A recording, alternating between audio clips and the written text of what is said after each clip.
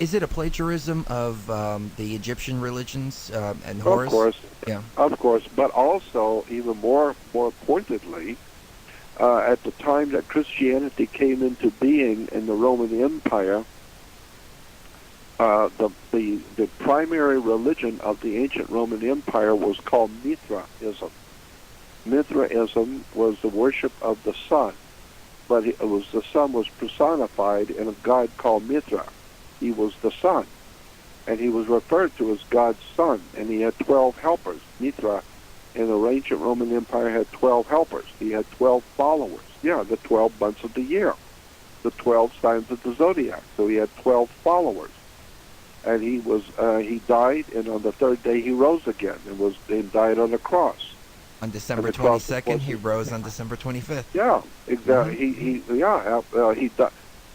died on the 22nd and was dead for 3 days, 22nd, 23rd, and 24th, which means that the sun did not move in the lower, when it went south. That's the whole story.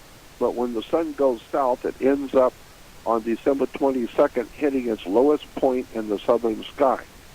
So on December 22nd, we know the sun has stopped going south. And then from the 23rd and 24th, those 3 days, the sun rises down south in South America. The sun rises on the same exact degree. And if you have those highly technical equipment that the U.S. Navy does, you will see the sun rises for three days on the exact same degree, which is the lowest degree it reaches in the southern sky. Then on the 25th, your instruments will tell you that the sun has just moved on the 25th 1 degree northward. And so now it has begun its annual journey back to the northern hemisphere. Now it's going to begin the long journey coming back to the northern hemisphere. So we celebrate the God's Son who was born again. And wrote a book called Unearthing the Bible, in which they said in their book, nothing that we have been told in Judaism is true. Nothing. There was no Moses, there was no Abraham, there was no Isaac and Jacob, there was no crossing the Red Sea, none of it. It's just a story. So obviously the Jews would have a story. Well, so did the Islamic. They've got a story about Muhammad. Well, even Moses. And how Muhammad talked to God and rode up to heaven on a horse, and he did this and he did that, and all these wonderful things that Muhammad did, unless, of course, you find out that there was no Muhammad, and the whole thing is just a story. Well, the Moses story, that was just taken from Egypt, from Sargon. Well, of course it was. Yeah. Of course. It was just taken from Egypt, and the Egyptians got the story from the Phoenician Canaanites and from the Assyrians, who in Assyria there was a king, what was his name? I can't remember the king's name right now, in Assyria, who was found in a little cart, a little basket in a river. The king was found in a little basket in the river and taken into the house of the king, and he was raised as the son of the king and took over the kingdom. And actually, he was the lawgiver. He was called the great lawgiver, and he was found in a basket in the river. And the princess found him and brought him in and raised him, and he became the great lawgiver to the Assyrian people. And the whole story, that's Moses. That's where the Moses story comes from. Well, I mean, look at what they did with religion, though. And this was my biggest block, and I can imagine how it's everybody's biggest block. They make you believe that you're going to go to hell. You're going to burn forever if you don't believe what they tell you. It was very hard for me to say Christianity is not true.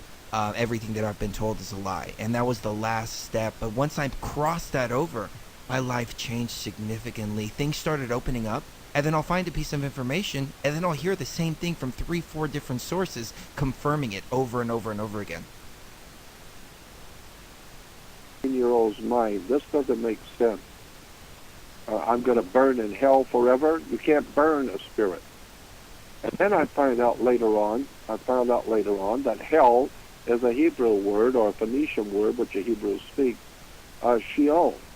Sheol in the Hebrew language, Sheol is hell. translated hell. But what does Sheol mean? Sheol means your burial spot, where you're buried. So therefore, mankind's common grave is Sheol. It's hell. So when you say someone went to hell, it means they all go to hell. When you die, you go to a grave. And grave in the Phoenician language was Sheol, which is translated hell. This is why when you're going to bury your head, you put it into a helmet. It's going to cover your brain. You're burying your brain in a helmet, because hell is where you bury something. So That's interesting. I've always thought of hell as being the furthest away from God that you could possibly be. well, look at when you're in the grave and dead, that's about as far away as you're going to get from anything. Do you think there's anything after this life? Oh, of course there is. I have no doubt in my mind about that. Absolutely. No doubt about it. You see, when I talk about God, I know the difference between God, which is dog spelled backwards. That's why you have church dogs there.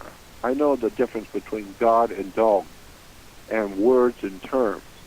But on the other hand, I have the highest of admiration and respect for spiritual knowledge and wisdom.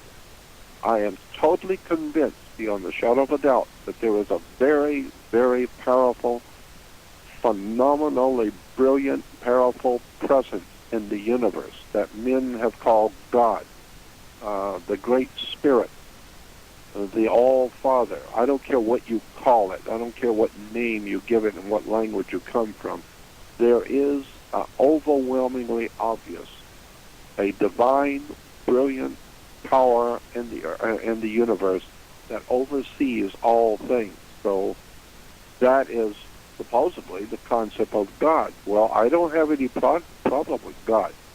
I totally see it. I appreciate what God is. I understand it.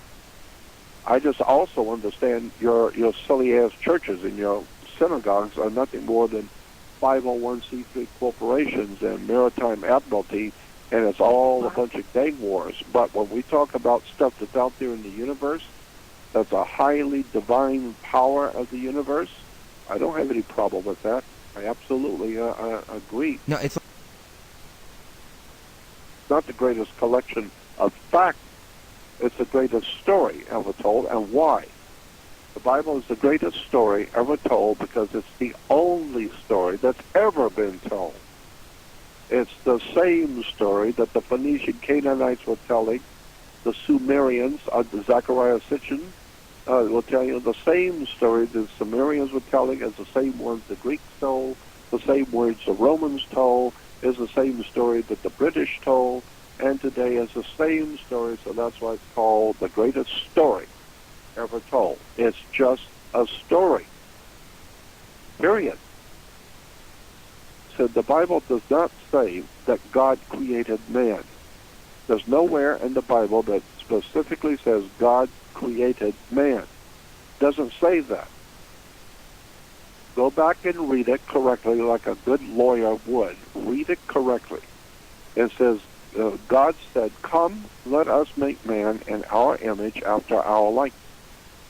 He says what most people are misunderstanding is they think that God is talking to himself, I guess, and he's saying, "Come, let us make man in our image after our likeness." He said, that's not saying God made man. Read it correctly. It's saying God said, "Come, let us make man in our image, after our likeness." so man was already here, and Man's they already changed here, us. but absolutely. So let us make man in our image. Let us make him in our image, in our likeness. Because for being so great, he's not that great. Neanderthals, they spell, they hairy, they kill each other, they eat their own children, they're Well, crazy. we do that now, though. Well, yeah, well, that's true. Ever seen Jerry Springer? And so, so therefore, it is not evolution, it's intervention.